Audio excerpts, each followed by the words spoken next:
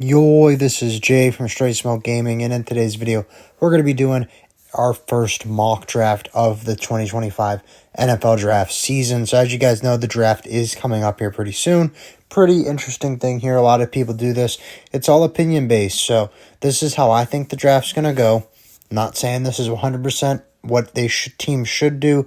This is how I think teams will draft.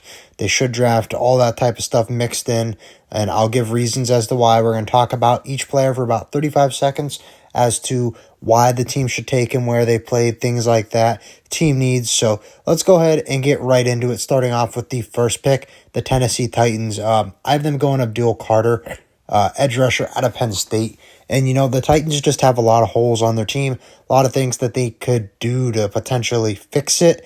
And I feel like Abdul Carter is probably the best player in the draft, or one of the best talent-wise. Cam Ward's the best quarterback, but I feel like Abdul Carter, on defense, he could really help that defense. Him and Jeffrey Simmons on the defensive line could do a lot for the Titans there. And, they're not really crazy about the quarterback options, so why not?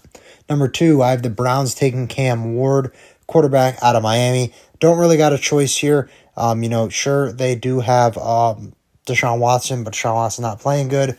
They handed out all that money to Myles Garrett, so they don't really have money to go ahead and get a guy in free agency. So it's got to be one of the draft guys, whether it's Cam Ward, whether it's Shedeur Sanders. Browns got to go quarterback at 2, and just based on the Titans not taking quarterback in my mock draft, I think the Browns take Cam Ward because he's the best quarterback in the draft.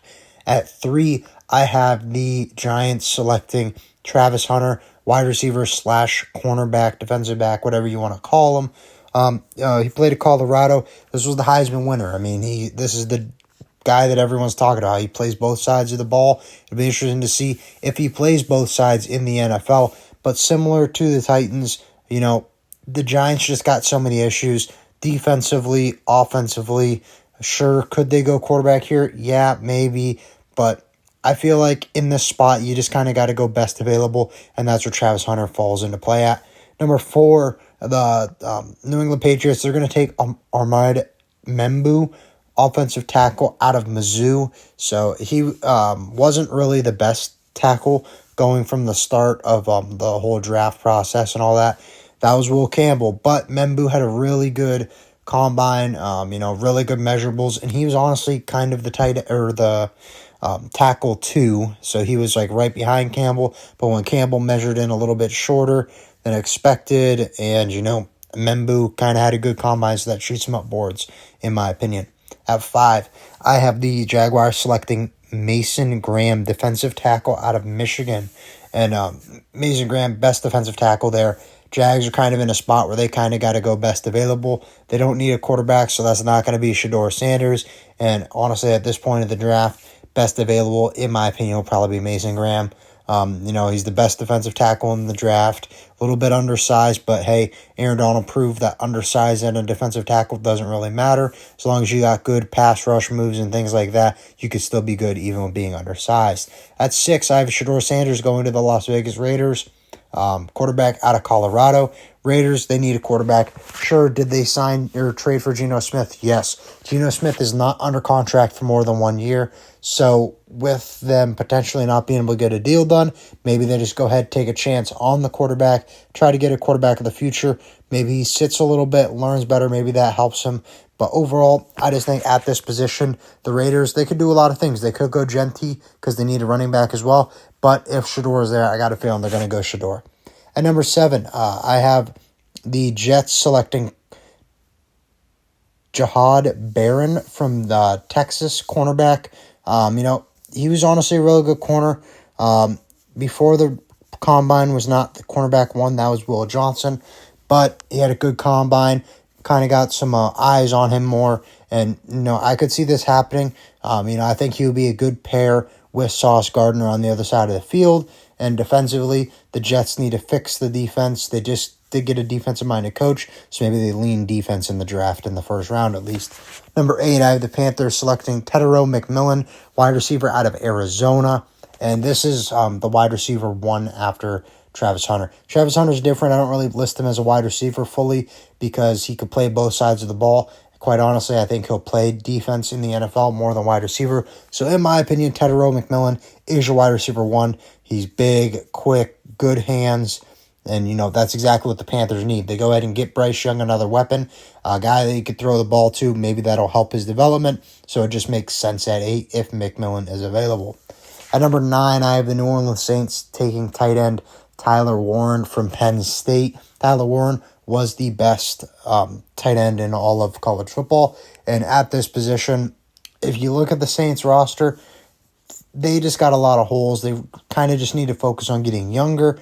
And at this point, maybe you go ahead and go on the offensive side of the ball with a guy like Tyler Warren, because that'll be an upgrade at the position from Foster Monroe, Jawan Johnson, if he's still there. I think he was a free agent. So overall, I just think that will be an upgrade, and it also gets the team younger.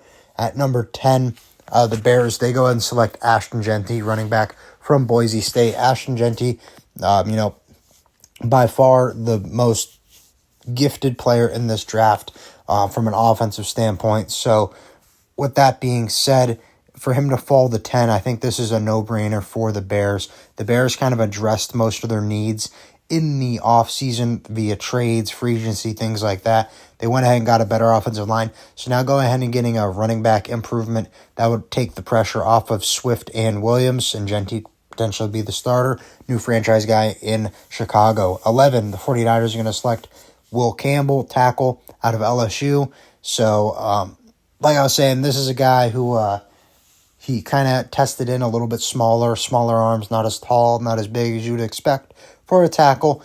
But with that being said, there is a little bit of a need in a guard position, a tackle position for the 49ers. So if you take a tackle and it doesn't work out like Will Campbell, he's the ideal size for a guard. You could slide him in and get another chance there. That's why I have him going 11 to the 49ers. At 12, I have this Cowboys selecting Mike Green, edge from Marshall.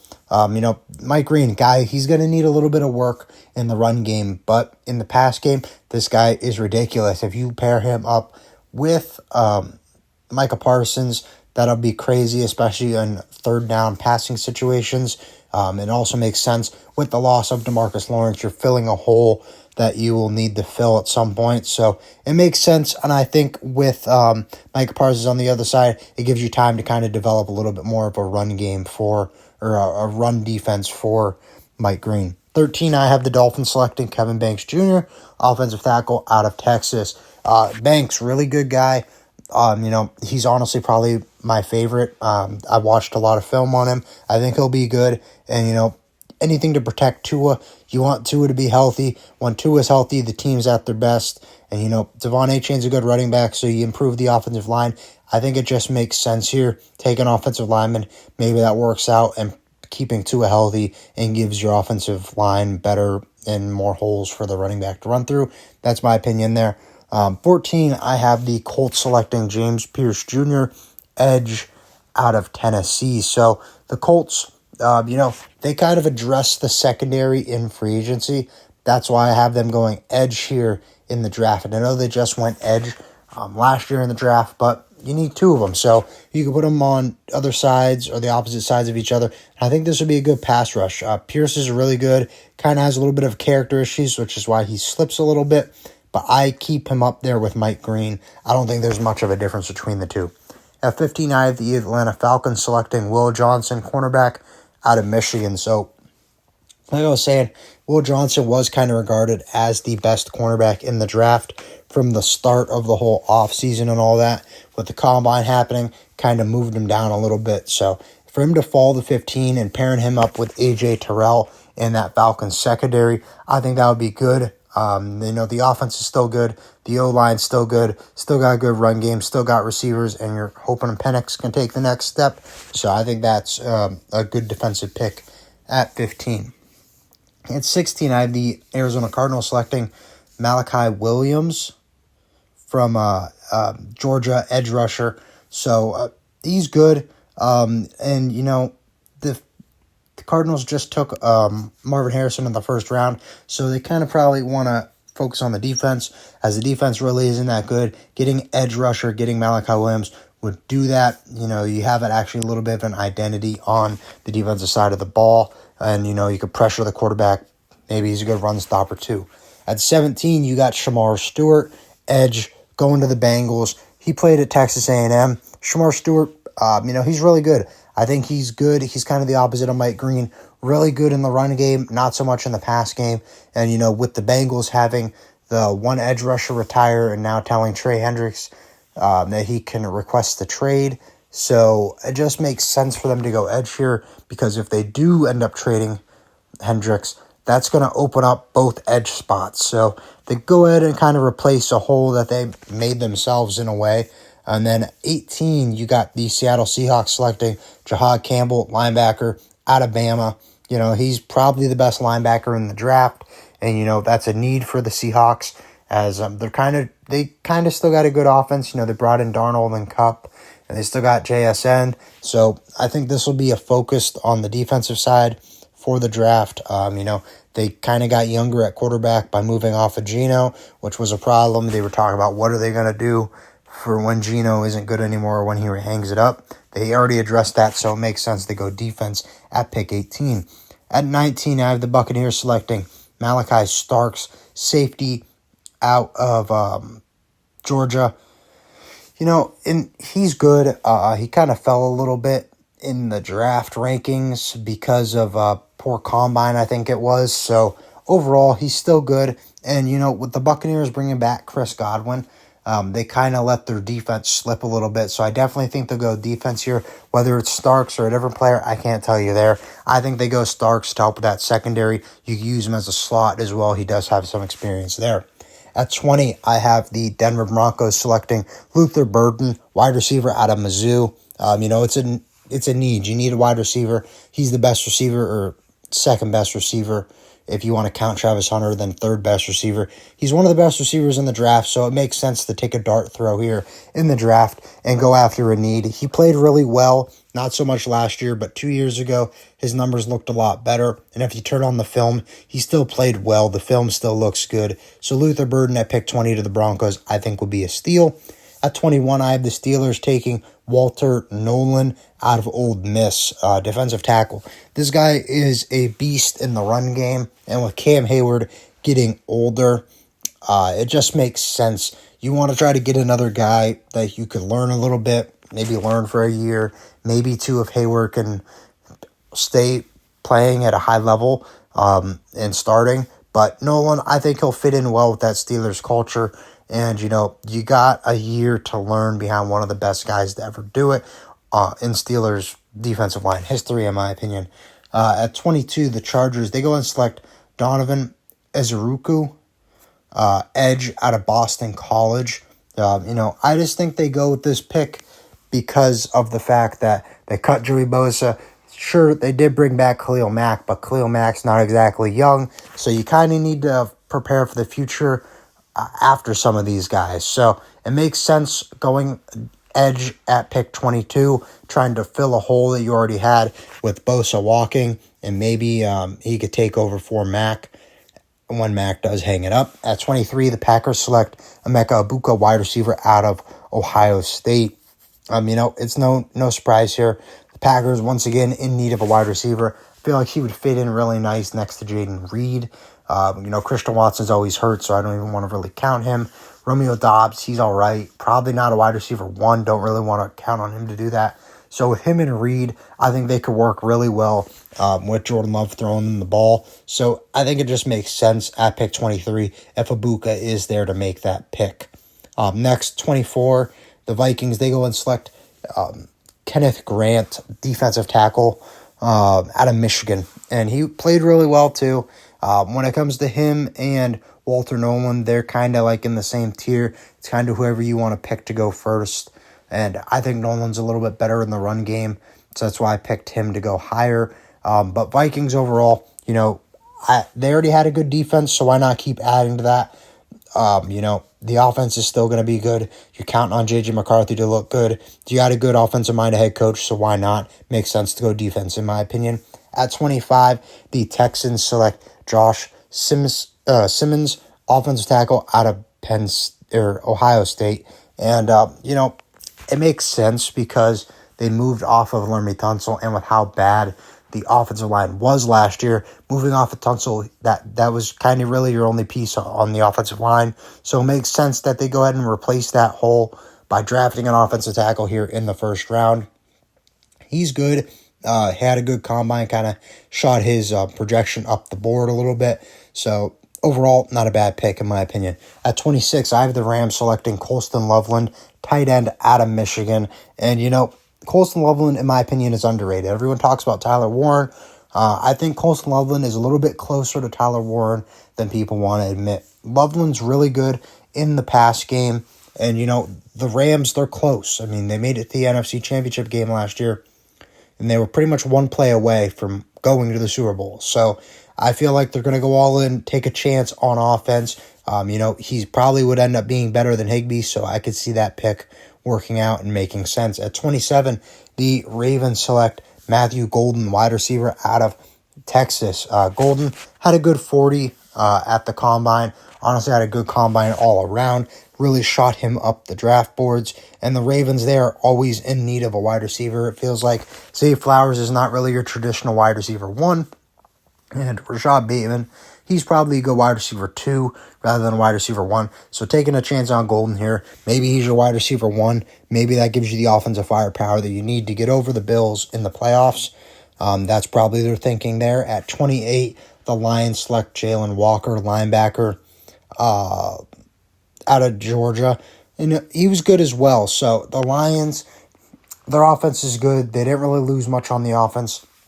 You still got your core wide receivers, still got your quarterbacks, still got your running backs. So I don't really think they go on the offense. Maybe they go offensive line.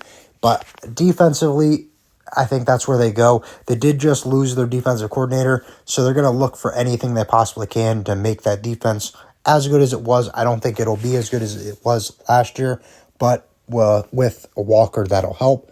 29, the Commanders, they select Derek Harmon, defensive tackle. So the Commanders have kind of addressed their offensive problems via free agency and trades. So I definitely think they go defense here. And really, when you're picking this late, you kind of just go best available. That's probably the smart approach here. And when I came to that part, that's where I came up with Derek Harmon, offensive or defensive tackle. He's good, played at Oregon, and you moved off a defensive tackle, I believe, so it makes sense to try to replace that.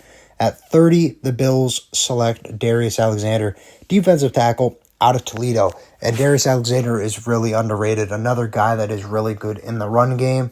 And, I'm not sure if Ed Oliver's still there, but if he is, you pair him up there on the inside, that's good. And then you got good edge rushers as well. Defensively, I think that's a good pick for the Bills. You want to get younger, especially on the defensive side of the ball. And that's a start. So I think that's a good pick. Probably want to go best available also. At 21, I have the Kansas City Chiefs selecting Gary Zabel, offensive tackle out of North Dakota. Like I was saying, 31, you're kind of going best available. The Chiefs got sacked a ton. So improving the offensive line is going to be big via the draft because they really don't got money for free agency. And they've also moved off of some offensive linemen via trades in this offseason. So definitely think they're going offensive line, whether it's a guard, tackle. I think Zabel's best available, so that's why I have him going there. And at 23 or 32, last pick of the draft, I have the Philadelphia Eagles taking Nick Emanwari. I'm not sure how to pronounce that. Had a really good combine, really good athleticism. And, with moving off of CJ Gardner-Johnson, it just makes sense. You're refilling a hole that you kind of created because you traded away your starting safety. And, he has a little bit of work to him. He's going to need a little bit of coaching. But overall, I just think he would fit in well in that defense. And I don't think there would be too much of an issue there because the Eagles have a good defense. But that is my first mock draft of the year. Go ahead and comment down below. Let me know what you guys think. Let me know who you want your favorite team to target. As a Rams fan, I would be more than happy with them taking Colston Loveland in the first round. Big improvement to the offensive side of the ball. This should be an interesting draft. There's